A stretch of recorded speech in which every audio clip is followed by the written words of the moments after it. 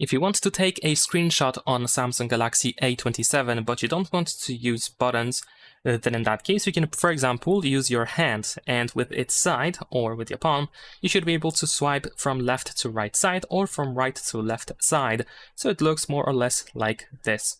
There we go, and as you can see we have captured a screenshot. Of course, this gesture might be disabled in settings, so if the gesture doesn't work for you, you want to open the settings in that case, scroll down to advanced features over here, then go to motions and gestures, and you want to make sure that palm swipe to capture is on. Besides that, in settings you can also go to accessibility, then you can open interaction and dexterity, and then you can turn on assistant menu. And if you do so, you can open this little panel where we have the screenshot button, which we can also use to capture a screenshot.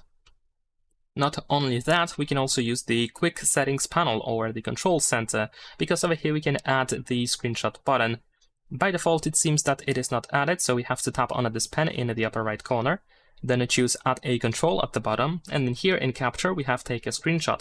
So I'm gonna press and hold my finger on that shortcut, and then you can decide where it should be placed. You can also add it to this expandable area over here. There we go.